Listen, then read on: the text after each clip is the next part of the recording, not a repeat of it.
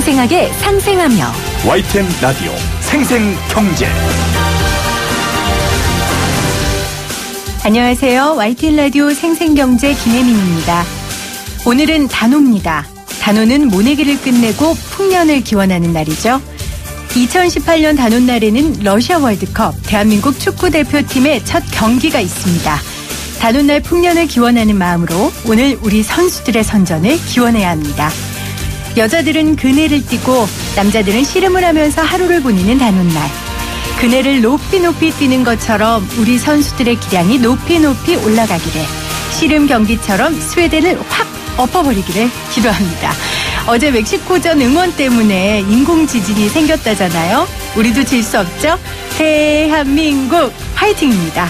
2018년 6월 18일 YTN 라디오 생생경제 지금 시작합니다.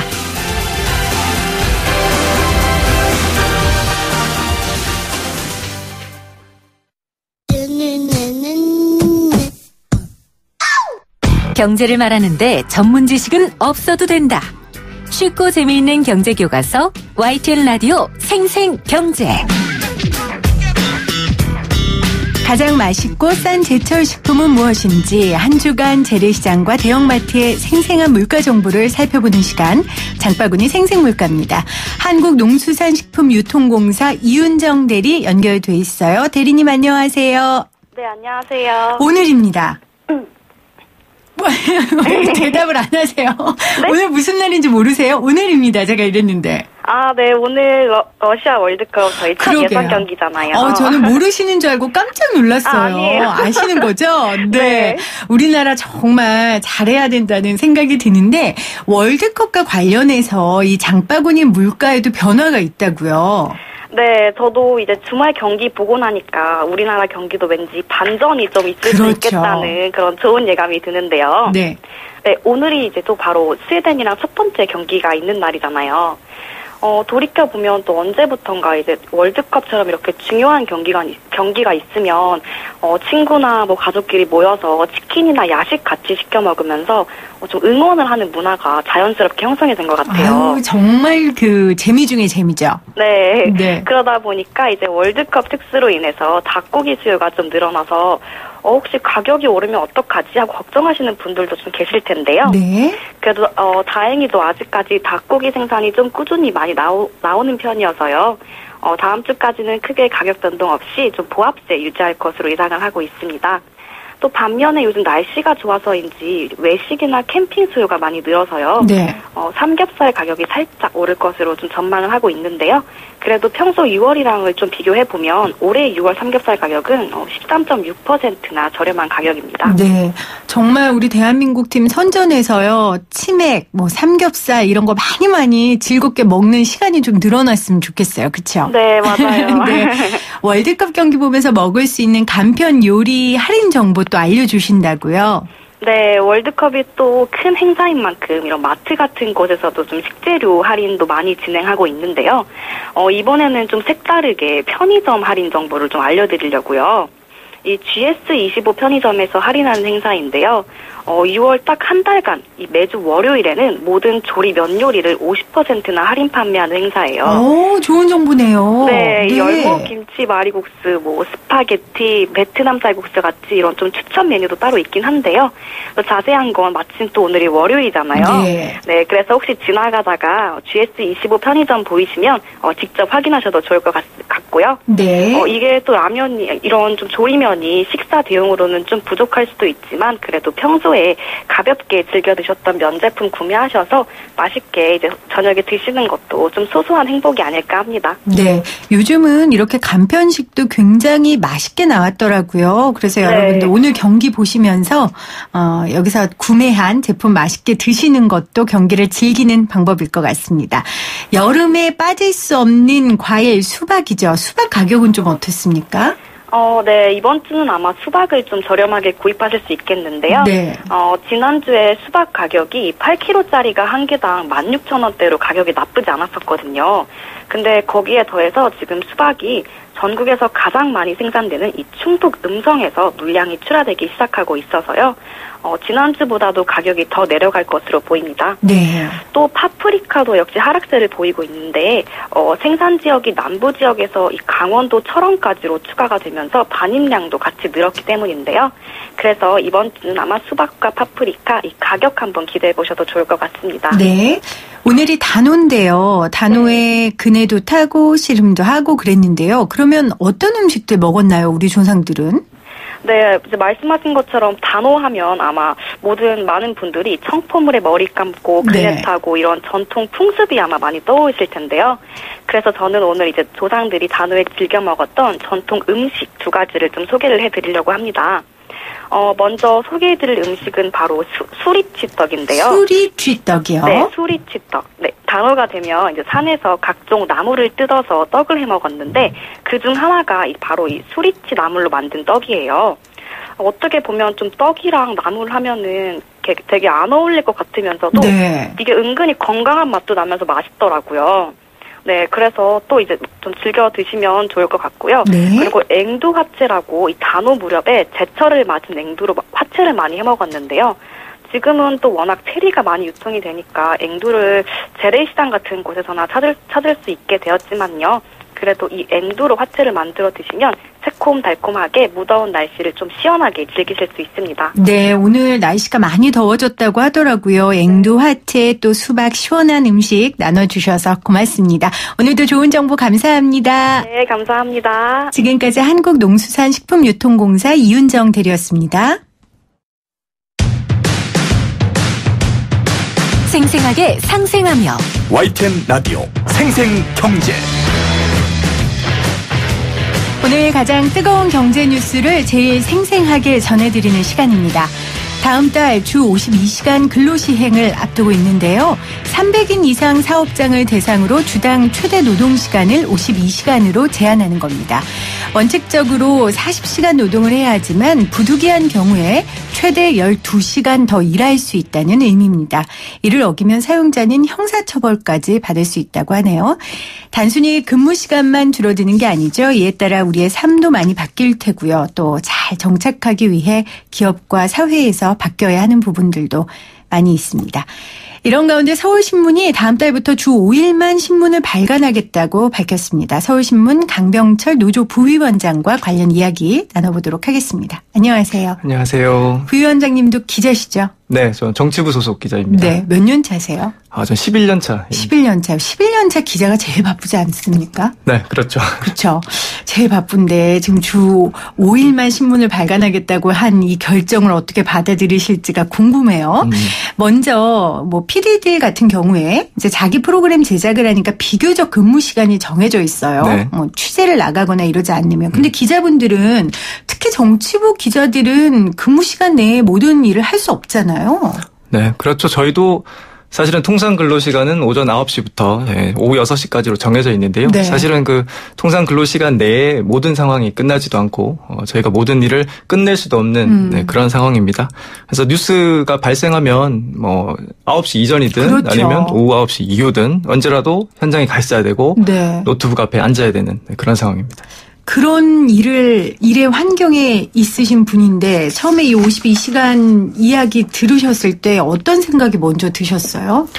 저도 노조에서 일을 하고 있지만요. 네. 솔직히 말씀드리면 정말 이게 가능할까? 네, 52시간을 해서 우리가 신문을 과연 제대로 만들 수 있을까? 네. 네, 그런 고민을 했던 게 사실입니다. 네. 그래서 이제 서울신문이 오는 7월 다음 달부터죠. 네. 이제 토요일자를 폐지하겠다라고 결정을 하셨단 말이에요. 네. 토요일에 신문을 발행하지 않는다는 거 신문사에게는 어떤 의미라고 해야 될까요? 네, 저는 말하자면 이건 이제 시대의 요구, 그리고 변화를 위한 신문사의 고민이 낳은 자연스러운 결론이라고 생각을 합니다. 네. 사실 신문사에서 이렇게 말씀드렸지만 신문을 만들지 않는다는 거, 그거는 제조업체에서 제조품을 만들지 않는다는 거하고 네. 똑같죠. 삼성전자에서 휴대폰을 만들지 않는다라고 그것과 의미가 비슷한데요. 근데 그럼에도 저희가 이런 결정을 내리게 된 것은 더 이상 주 6일 신문 발행이 현실적으로 힘들고 그리고 많은 분들이 이제 그걸 원치도 않는 시대가 되었다라는 것을 고려한 점입니다. 그리고 지금 독자들이 이제 언론에 요구하는 건 네. 지금처럼 신문 같은 형태로 매일 주 6일 발행을 하면서 뉴스를 생산, 유통하는 시스템이 네. 과연 독자들이 원하는 것이냐 그런 고민도 작용을 한 것이죠. 시대의 흐름에 맞는 신문사의 자구책이었다라고 네. 말씀을 주셨어요. 그런데 이제 서울신문에서 토요일자를 없애는 대신에 뭐 여러 가지 다른 시도를 하신다고 들었어요.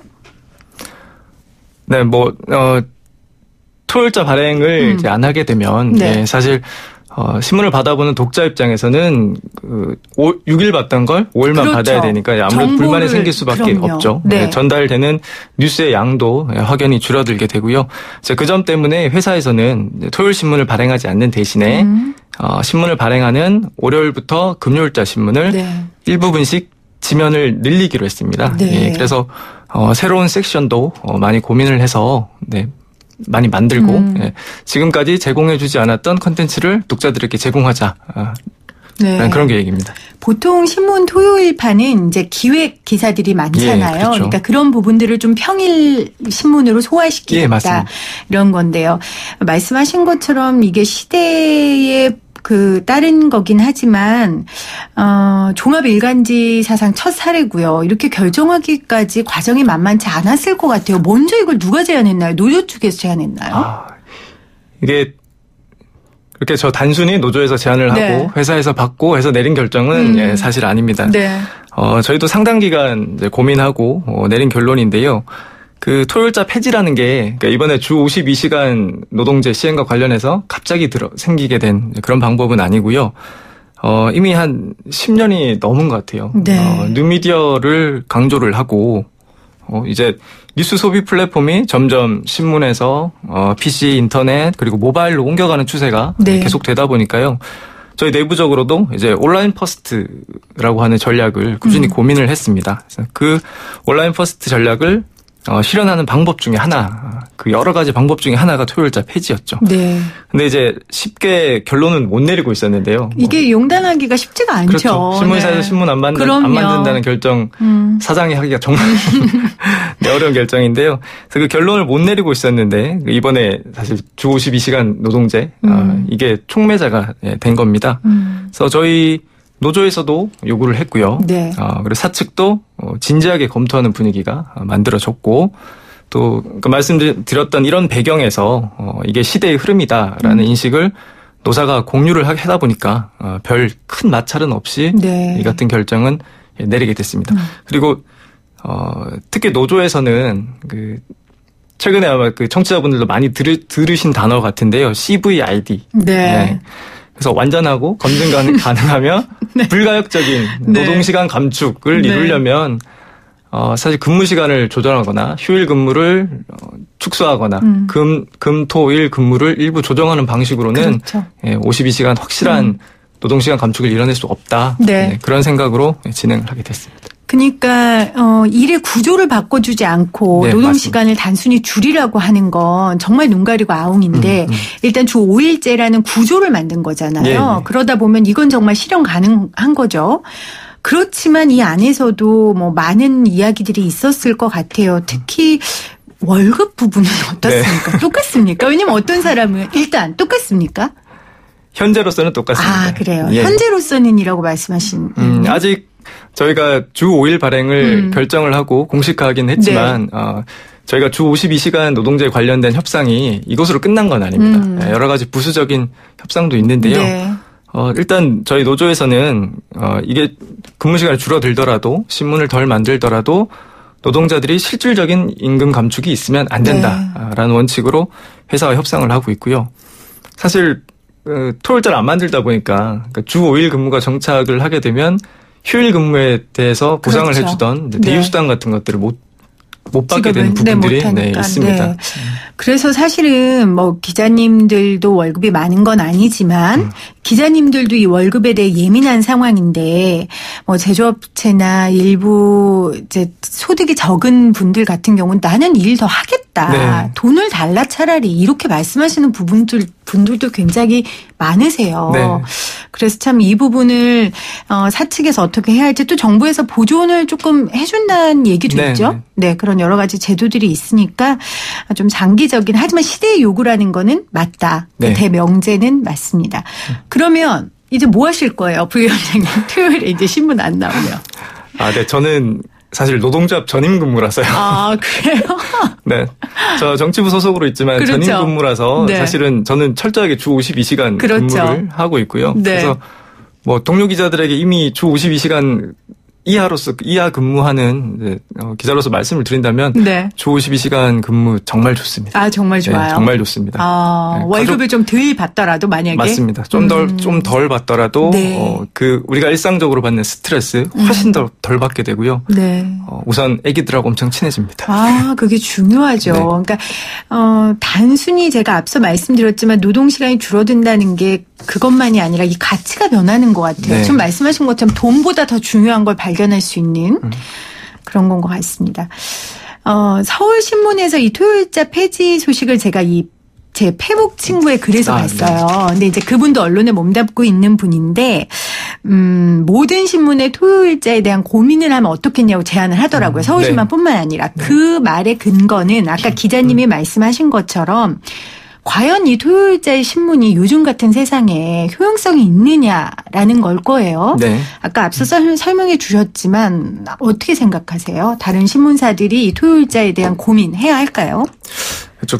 예로부터 생각을 해보면 네. 신문이라고 하는 거는 이제 새벽에 배달이 되면 아침에 읽고 하루를 시작하시거나 지금은 그런 풍경이 많이 사라졌지만 출근길에 지하철이나 버스에서 신문을 보시고 무까지였죠. 전날 뉴스를 네네. 정리를 하고 네. 이제 하루를 시작하는 그런 매체였는데요.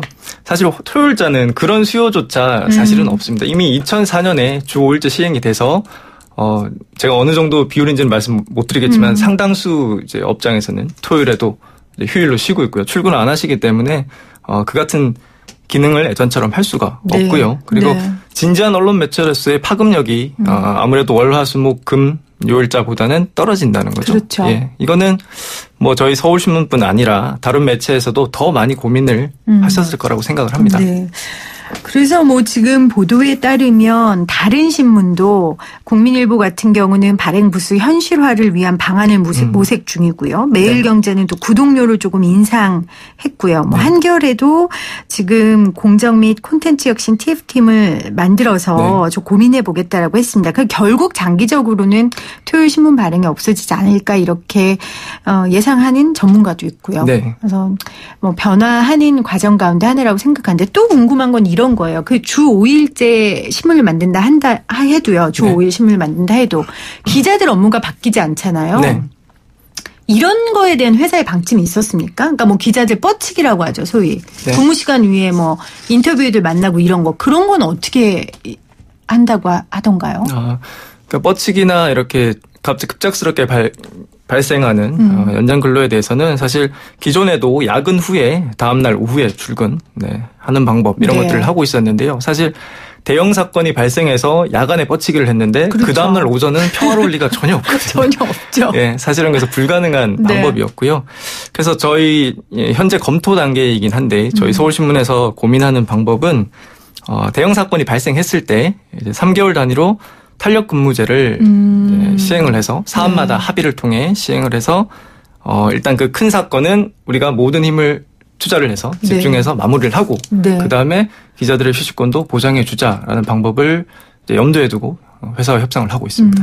이제 계속해서 협상과 결단이 있겠네요. 네, 아직 그렇죠. 시작이라고 할 수 있겠네요. 이거 관련돼서 주변에 있는 사람들 다른 신문사 다니는 동료들한테 반응 많이 들으셨을 것 같아요. 네. 뭐라 그러던가 부러워하던가요? 아니면 뭐 어떻게? 대부분 다 부러워하시는 그래요? 부러워해요? 모르겠습니다.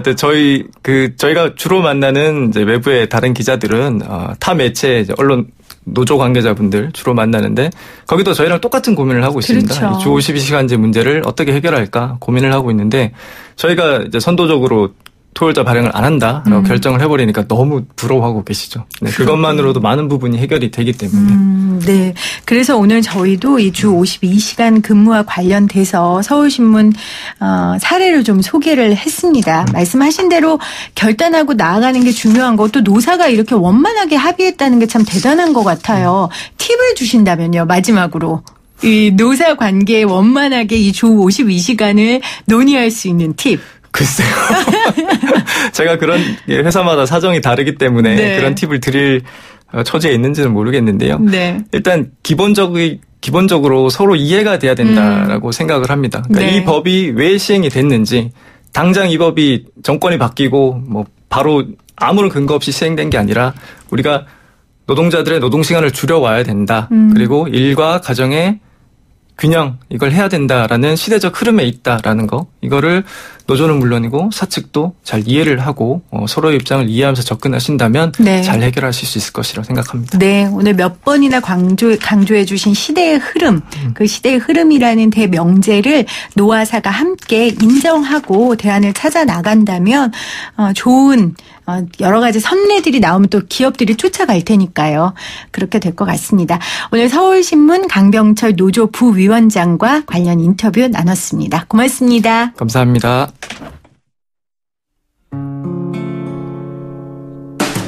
YTN 라디오 생생경제에서 여러분께 드리는 선물입니다. 밀리의 서재에서 전자책을 자유롭게 읽을 수 있는 3개월 무료 이용권을, 한국경제신문에서 다양한 경제서적을, 나도 읽고 싶다. 100% 영미권 1:1 프리미엄 화상영어 클라소에서 1개월 이용권, 나도 공부하고 싶다. 자연으로 빚은 톡 쏘는 아름다움, 주식회사 테미스의 테미스 센텔라 탄산팩 세트, 유해 성분 없는 순하고 순한 보습크림 아이스크림 크림, 나도 쓰고 싶다를 보내드립니다.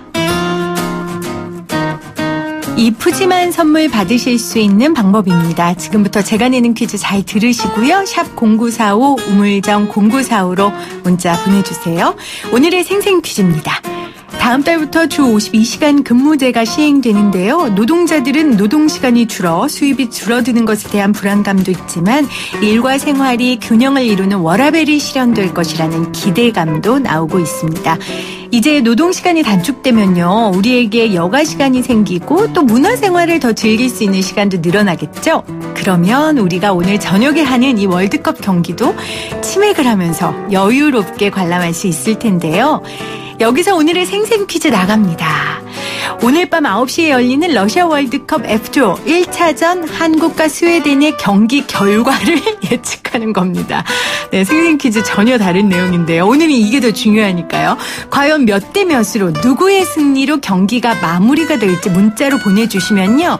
저희가 오늘 결과 나오면 문자로 대조해서 내일 한 2분 선정해서 선물 보내드리도록 하겠습니다.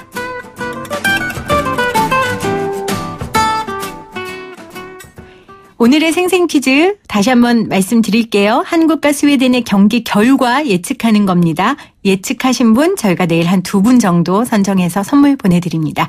생생하게 상생하며 YTN 라디오 생생경제는 방송통신위원회의 방송통신발전기금을 지원받고 있고요. 포스코와 함께합니다. 저는 2부에 다시 올게요.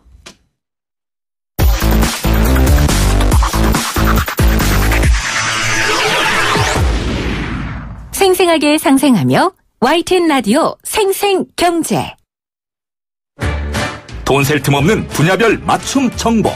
알아야 지킨다. 생활경제백서. 생생경제 청취자분들이 가장 관심을 갖는 이슈 중에 하나죠. 알아야 지킨다 생활경제백서. 오늘은 부동산 이야기 나눠볼게요. 김인만 부동산의 김인만 소장님 나오셨어요. 안녕하세요. 안녕하세요. 김인만입니다. 소장님 오늘 부동산 이야기 전에 월드컵 몇 대 몇 예상하세요? 굉장히 어려운 질문인데요. 부동산만큼이나 어려운 질문인 것 같습니다. 저는 네. 1대 0의 진다에 걸겠습니다. 1대 0이 진다요? 네. 그래도 어떻게 여기서 진다라고 말씀을 하실 수가 있습니까? 이기면 기분이 좋은 거고요. 네. 지면 맞추니까 또 기분이 좋은 거고요. 아, 그래요? 네. 어쨌건 지면 소장님 때문이에요? 네. 제가 지면 커피 한 잔 사겠습니다. 네. 저 커피 안 마셔도 되니까 이겼으면 좋겠네요. 지금 네. 막 문자로 1114님 한국이 2대1로 이길 거예요. 1934님 한국이 1대0 또는 1대1로 비길 거예요. 다 이긴다고. 지금 거의 대부분이 이긴다고. 역시 대한민국 사람들은 긍정적이에요. 그죠? 네. 긍정적인 사람들이 부동산도 잘합니다. 그래요? 자, 그럼 부동산 이야기 한번 해볼게요. 그런데 이 부동산은 지금 긍정적인 상황이 아닌 것 같아요. 네, 맞습니다. 네. 이 서울 아파트 거래 상황 좀 살펴보면 거래량이 뚝 떨어졌어요. 네. 어때요? 17일이죠. 어제까지 실거래 신고를 마친 서울 아파트 매매 거래 건수가 221건이었어요. 하루 평균 13건으로 지난달 5월보다 80%가 줄었고요. 네. 평균 거래 금액도 1억 원 정도 떨어졌습니다. 고가 아파트가 많이 몰린 강남 상구 같은 경우는요. 더 심각해서 10일 이후에 거래가 한 건도 없는 상황입니다. 아, 한 건도 없어요? 네네. 이런 경우가 있었습니까? 별로 없었죠. 최근에는 한 5년 동안은 이게 없던 현상인데요. 네. 이게 여러 가지 원인은 여러 가지가 있겠지만 아무튼 거래가 급감한 것은 사실인 것 같습니다. 네. 원인은 역시 정부의 부동산 규제? 아무래도 그렇겠죠. 초과이익 환수가 굉장히 직격탄을 날리고 있는 것 같습니다. 강남 아파트 같은 경우는 이제 재건축이 워낙 큰 시장인데요. 네. 초과이익 환수가 설마 했는데 올해 부활이 됐고요. 실제로 이제 통보 금액, 예전 금액이 시장의 예상을 웃도는 5억, 8억 이야기가 나오고 있기 때문에 굉장히 두려움을 많이 느끼고 있고요. 거의 개점 휴업 상태입니다. 그런 네. 상태에서 양도세 중과세도 시행이 되었고요. 그동안 또 많이 상승을 했습니다. 그래서 피로감도 있고요. 입주 물량도 늘어나고 있고 또 문제가 되는 게 전세 가격도 하락입니다. 전세 가격이라도 올라가줘야 네. 버팀목 역할이라도 해주는데 전세도 약세고요. 최근에 또 미국이 금리 인상했죠. 네. 그래서 금리도 올라가고 있고 여러 가지로 투자 심리가 위축되는 요인들이 굉장히 많은 것 같습니다. 국내외적으로요. 네. 그렇죠? 그럼 앞으로도 계속 이렇게 상황은 될까요? 침체 상황. 당분간은 이제 뾰족한 돌파구가 안 보이는 것 같고요. 물론 지역마다 시장마다 재개발이나 청약 시장은 여전히 열기가 있지만 네. 전체적으로 보면 지방은 더 안 좋은 상황이고요. 전체적으로는 당분간은 돌파구가 좀 보이지 않습니다. 왜냐하면 지방선거 결과도 이제 여당이 압승으로 나왔기 때문에 그러게요. 그렇게 브레이크를 잡을 네. 수 있는 일은 없을 것 같습니다. 그러니까 지방선거 얘기해 주셨는데 네. 제가 선거운동 기간에 보니까 양천구에는 현수막에 이제 야당 쪽은 대부분 재건축 문제 네네. 꼭 해결하겠습니다. 네. 그리고 강남도 마찬가지였고요. 네네. 김문수 시장 후보도 그랬었고요. 네네. 근데 졌어요. 대부분 서울이 서초구청장인가 딱 한 명 네네 맞습니다. 야당이고 예. 다 지금 송파구도 그렇고요. 다 여당이죠. 그럼 예. 이제 계속 이 재건축이나 이런 문제들은 계속 이렇게 이 기조로 가겠죠? 아무래도 그렇겠죠. 지금 선거 이야기를 하자는 건 아닌데요. 네. 원인 자체야 여러 가지가 있겠지만 야당이 스스로 몰락한 것도 있고요. 문재인 네. 대통령의 인기가 높은 것도 있지만 어떻게 됐든지 간에 청와대나 여당 입장에서는 지지를 받았다. 그렇죠. 특히 정책에 대해서도 지지를 받았다고 판단을 하기 때문에 아마 보유세라든지 여러 가지 이슈성이 강한 정책들도 강하게 밀어붙일 것 같습니다. 네. 힘을 국민들이 실어줬다라고 해석을 하겠죠. 실제 그런 네, 면도 맞습니다. 있고요. 네. 보유세 이야기해 주셨는데 이 문재인 정부 부동산 정책의 방점이 될 보유세 개편안이 이제 22일 금요일에 처음으로 공개되거든요. 네네. 시장 분위기는 지금 어떻습니까? 올 것이 왔다라는 분위기고요. 이게 새삼스러운 건 아닙니다. 작년부터 네. 보유세 이야기는 계속 나왔기 때문에 갑자기 뒤통수를 두들겨 맞는 건 아닌데요. 네. 지금 앞서 말씀드렸듯이 거래량도 안 좋고 여러 가지 분위기도 안 좋은데 보유세 카드까지 나오면 어떡하라는 거냐. 여러 가지로 투자 심리가 위축될 일만 남았기 때문에 네. 잔뜩 움츠려 있는 상황입니다. 이 보유세가 만지작거리만 해도 부동산이 들썩인다 막 이러더라고요. 그만큼 네네. 강력한 그 규제인데 네네. 보유세가 일단 뭔지 네. 도대체 어떻게 개편을 하겠다는 건지 그것부터 좀 짚어볼게요. 보유세가 뭡니까? 보유세라고 하면 이제 부동산을 보유하고 있으면 내는 세금이에요. 말 그래서 그대로. 집을 살 때는 이제 취득세를 내죠. 네. 집을 팔 때는 남는 돈에 대해서 양도세를 내는데 취득세나 양도세는 일회성 이벤트 세금이에요. 그래서 살 때 한 번, 팔 때 한 번을 내는데 보유세라고 하는 것은 가지고 있을 때마다 1년에 한 번씩 세금을 계속 내야 되기 때문에 굉장히 부담스럽고요. 보유세는 두 가지가 있습니다. 재산세와 종합부동산세가 있는데요. 아무래도 고가주택 타겟인 종합부동산세를 정부에서 이제 만지작대고 있는 것 같습니다. 네. 종합부동산세 같은 경우는 이제 어떻게 계산이 되냐면 주택 공시가격이 있죠. 네. 주택 공시가격에 이제 공제금액이 있습니다. 그래서 서울 같은 경우는 서울은 아니고요. 전국적으로 합산 6억 원까지는 공제를 해주고요. 네. 1세대 1주택은 9억까지 공제를 해주거든요. 그래서 공시가격에서 공제금액을 뺀 금액에 공정시장 가액 비율이라고 있습니다. 그걸 곱하고요. 거기에 세율을 곱해서 계산을 하게 됩니다. 그래서 네. 이제 변수가 되는 것이 주택 공시가격이 있겠고요. 공정시장 가액 비율이 있겠고요. 세율이 있겠고요. 이 세 가지를 조정함으로써 이제 종합부동산세를 올리거나 내릴 수가 있는데 정부에서는 이제 올리겠다라고 하는 입장이니까 이 세 가지를 모두 다 건드릴지 아니면 네. 뭐 공시가격을 빼고 공정시장 가입 비율이나 세율을 건드릴지 이제 좀 지켜봐야 되는데 공시가격을 건드리게 되면 공시가격이 이게 종합부동산세만 영향을 주는 것이 아니고요. 네. 재산세도 영향을 주는데 재산세라고 하는 것은 이제 모든 부동산을 가진 사람들이 다 해당이 되거든요. 그러면 서민들 그렇죠. 뭐 2억이나 3억 가진 사람들도 재산세율이 늘어나게 되면 이게 문재인 정부에서 추구하는 뭐 서민 보호 또는 부자들에 대한 과세의 원칙에 어긋나기 때문에 이게 공시가격을 건드리기에는 좀 조심스러운 부분이 있고요. 사실은 공시가격은 매년 조금씩 오르거든요. 네. 그래서 일부러 더 올리기는 쉽지 않을 것 같고요. 네. 공정시장 가입 비율이나 세율을 좀 인상하는 방안이 검토되고 있지 네. 않나 싶습니다. 너무 많은 걸 얘기해 주셔가지고요. 제가 지금 배우는 입장에서 제가 정리를 해볼게요. 이제 네네. 보유세는 일회성으로 내는 세금이 아니라 네. 뭔가를 보유하고 집을 보유하고 있을 때 내는 세금이고요. 네네. 매년. 네네. 재산세와 종합부동산세가 대표적인데 종합부동산세는 6억 원 네. 혹은 1인 1가구일 때는 9억 원. 까지는 안 내도 되고요. 네. 그러니까 네. 대부분의 분들은 안 내셔도 돼요. 그럴 수도 있는데 서울에 이제 아닌가요? 어쨌든 아파트는 저는 안 내도 돼요. 아. 일단은. 네네. 저하고는 상관없어요. 그랬고 그다음에 이제 문제는 그래서 항상 우리가 종부세 이야기 나올 때마다 이제 뭐 언론이나 네. 이제 가진 분들이 말씀을 많이 하시고 계시고 네네. 근데 이제 중요한 건 재산세 같은 경우에는 2억 원이나 3억 원 아파트 가진 서민들도 이제 내게 되니까 네. 아까 말씀하신 그 공시가격 이걸 네네. 건드리면 이제 문재인 정부가 원하는 그런 서민 경제에 타격을 줄 수 있다 이 말씀이시죠? 예, 맞습니다. 100점 만점에 95점입니다. 95점이요. 왜 5점을 왜요? 95점이면 굉장히 잘하는 거죠. 그래요? 예. 네, 고맙습니다. 네. 여러분들 이해하셨죠? 그렇기 때문에 지금 이 보유세 이야기가 단순히 뭐 고가의 집을 가진 사람들만 해당되는 게 아니기 때문에 저희가 지금 다루고 있는데요. 그렇다면 구체적으로 좀 예를 들어서 설명해 주세요. 정부의 안대로 보유세가 개편되면 네. 뭐 얼마의 세금을 더 내야 되는 거예요? 정부에서는 지금 공정시장 가액 비율이 현재는 80%거든요. 그래서 종합부동산세가 80%가 공정시장 가액 비율이 적용되는데 80%라고 하면 이제 공시가격에서 6억을 뺀 금액의 80%예요. 그래서 네. 반포동 아크로리버 이제 굉장히 비싼 아파트를 예를 좀 들어보겠습니다. 전용 면적 112제곱미터 같은 경우에는요. 현재 공시가격이 20억 정도 되거든요. 네. 20억 3,200만 원인데요. 올해 보유세가 한 800만 원 초반대 정도 나옵니다. 근데 공정시장 가액 비율을 80%에서 100% 올리게 되면은요. 한 920만 원 정도로 100만 원 이상 나오게 되는데 돈 있는 사람들이 뭐 100만 원 더 내는 게 무슨 대수냐. 이렇게 말씀하실 그래도 수도 있는데요. 이걸 매년 내야 이렇게 된다는 돈을 내야 거잖아요. 되고요. 이게 또 공시가격도 매년 올라가게 되고 정부에서는 이게 공정시장 가액 비율만 올리는 것이 아니고요. 또 네. 이게 세율도 올린다라고 이야기하거든요. 그래서 세율까지 올리게 되면 뭐 거의 1,000만 원 가까운 돈이 나올 수가 있습니다. 그래서 네.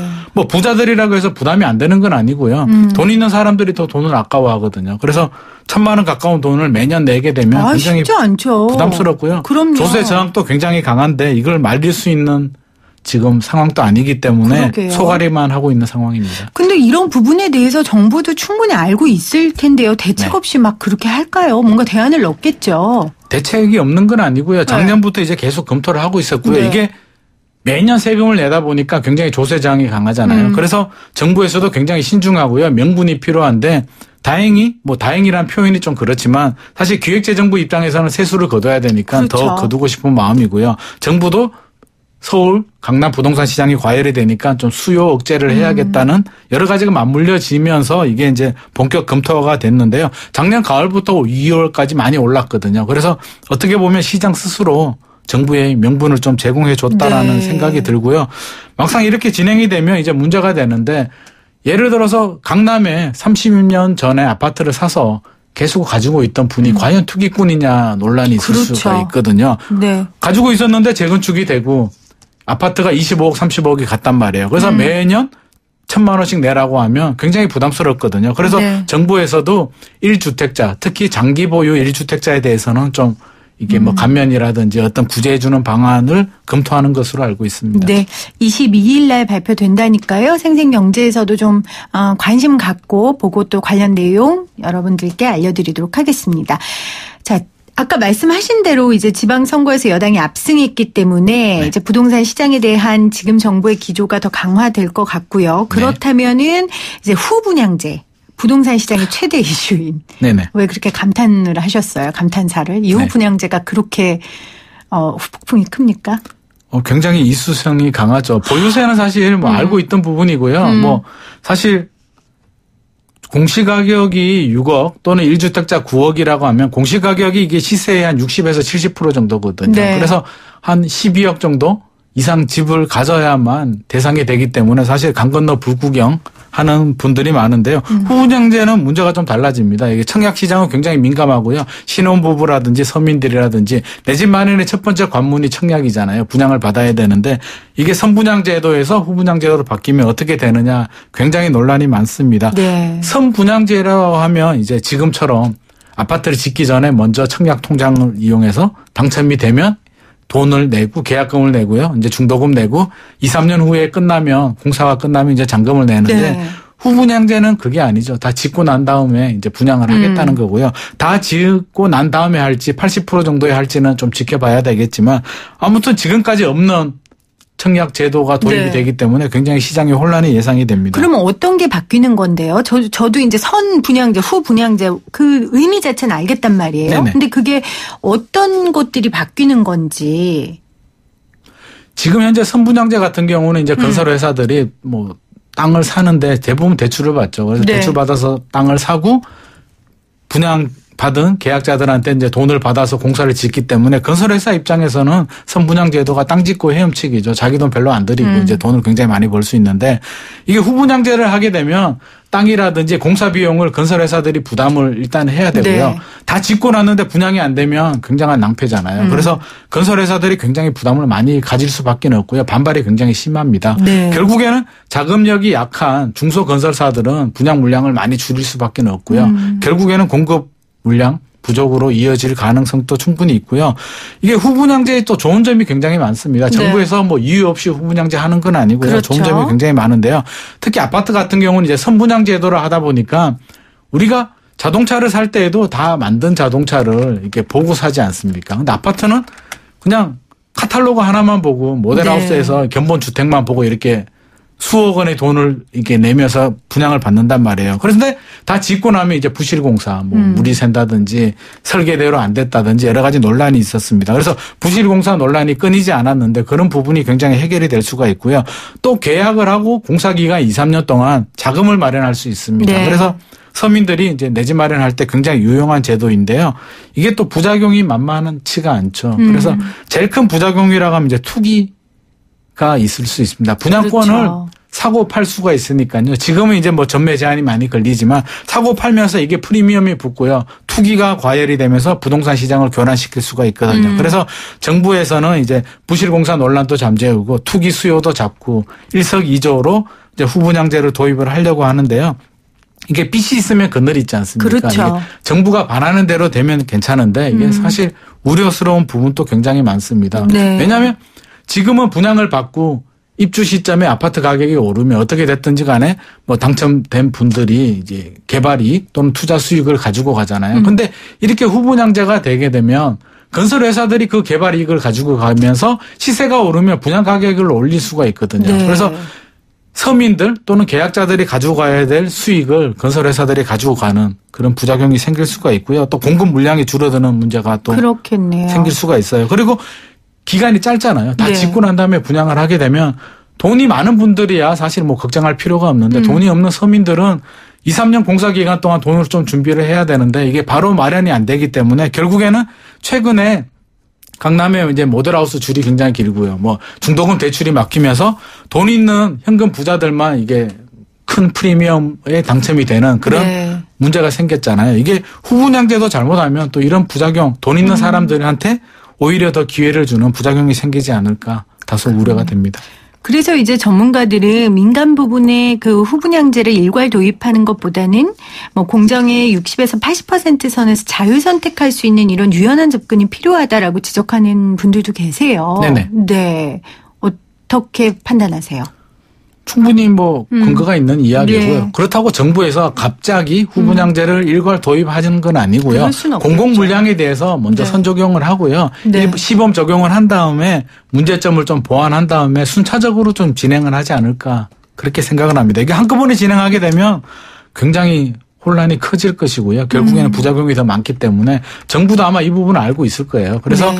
수차적으로 이게 조금씩 이렇게 보완을 하면서 진행을 하지 않을까 예상을 합니다. 네. 지금 문자 하나 들어왔는데요. 네네. 남양주시에 이번에 입주해서 들어가는데 네. 요즘 서울 근교 집값 떨어진다고 해서 너무 걱정된다고요. 네. 근데 요즘은 또 분양받았다고 바로 팔 수도 없잖아요. 네네, 맞습니다. 어떻게 해야 되냐고 아주 실질적인 질문해 주셨네요. 어떻게 해야 되냐고요? 분양을 받았는데 네. 일단 살고요. 이게 실거주 목적이냐 투자 목적이냐에 따라서 좀 구분할 수가 있겠는데요. 네. 실거주 목적. 내 집에서 그냥 내가 들어가서 살기 위해서 분양을 받은 분들은 사실 걱정할 필요가 없는 게 네. 원래 부동산 시장, 아파트 시장은 원래 등락이 있고요. 오를 때가 있으면 내릴 때가 있고요. 한 5년, 6년 오르면 3, 4년 또 조정이 있거든요. 그런데 결국에 10년 정도 길게 보면 인플레이션에 따른 화폐 가치 하락도 있고요. 땅값 상승도 있고요. 결국에는 도심의 아파트는 더 오르게 되어 있거든요. 그래서 실수요자, 실거주자라면 너무 걱정하지 마시고요. 근데 도심의 아파트라고 하셨잖아요. 네네. 남양주는 도심은 아니잖아요. 남양주도 남양주 나름인데요. 아마 네. 분양받았다는 거로 봐서 뭐 다산 신도시라든지 뭐 그런 데 분양을 받은 것 같아요. 네. 그래서 남양주 중에서도 이제 서울 가까운 곳, 신도시, 이게 외곽 지역 같은 경우는 신도시는 괜찮거든요. 인구가 몰리면서 인프라가 좋아지고 네. 땅값도 올라가면서 가격 상승 여력도 크기 때문에 실수요자들은 그렇게 살면 되고요. 네. 투자자들, 특히 이제 다주택자들, 여러 개 분양받는 분들은 저 개인적으로는 좀 리스크 관리를 해야 되지 않을까. 앞으로 금리 인상이라든지 전세 가격 하락, 또 입주 물량이 굉장히 많습니다. 2020년까지 입주 물량이 굉장히 많기 때문에 나름대로 좀 리스크 관리를 해야 됩니다. 사실 정부에서 이렇게 투자하신 분들을 이렇게 보호해 주지는 않거든요. 그래서 이 시기를 잘 넘어가려면 자금 계획도 잘 세우고요. 특히 대출이 잘 안 나오거든요. 그래서 대출 문제 꼼꼼하게 잘 짚어서 이게 좀 이게 태풍이 불 때는 좀 피해가야 되잖아요. 그래서 네. 지금은 좀 피해가야 될 때가 아닌가 싶습니다. 네, 지혜롭게 투자하는 중요성에 대해 다시 한번 강조해 주셨습니다. 오늘 부동산 상황들 김인만 부동산의 김인만 소장님과 함께 말씀 나눴습니다. 고맙습니다. 감사합니다. YTN 라디오 생생경제에 함께 하셨습니다. 7438님께서 사회자님 금요일에 20년 만에 당선되신 분 이야기하시면서 왜 비웃으셨어요? 왜 그러셨는지 다 부탁드려요. 이렇게 보내셨는데요.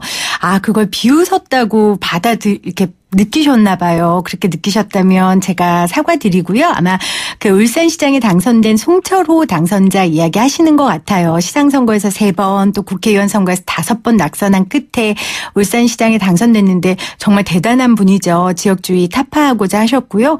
저희가 안 그래도 생생경제에서 모시고 싶은 1순위 당선자입니다. 왜냐하면 평소 노동자들을 위해서 변론도 많이 하셨고요. 노동운동을 위해서 애쓰셨고 또 많은 일들을 하셔서 저희가 안 그래도 지금 모시려고 하고 있었는데 아유 비웃다니요. 아마 재밌게 이야기하는 과정 가운데 그랬던 것 같습니다. 불편하셨다면 제가 사과드리고요. 20년 만에 꿈을 이루신 거 다시 한번 대단하다고 말씀드립니다. 오늘 월드컵 경기 예상 말씀해달라고 했는데요. 4716님 스웨덴 2 대한민국 0 그러면서 대한민국 화이팅 하셨어요. 맞아요. 지더라도 대한민국 화이팅입니다. 8218님 이기면 좋겠지만 무승부 전반 스웨덴 후반 한국 1대1 이렇게 하셨어요. 4716님 스페인 2 한국 0 그래도 이길 수 있어요. 스페인이라고 보내주셨고요. 0675님 한국 1 스웨덴 0 손흥민이 결정골 넣을 겁니다. 8787 스웨덴 2 한국 0 1114 한국 2대1로 이길 거예요 하셨고요. 0824님 2대1로 한국 승리입니다. 우리나라 YTN 지화자 이렇게 하셨어요. 네, 다 함께해 주신 여러분 감사드리고요. 오늘 우리 응원으로 꼭 승리의 소식 전했으면 좋겠습니다. 내일 예측하신 분들 선정해서 선물 보내드리도록 하겠습니다. 함께해 주신 여러분 고맙습니다.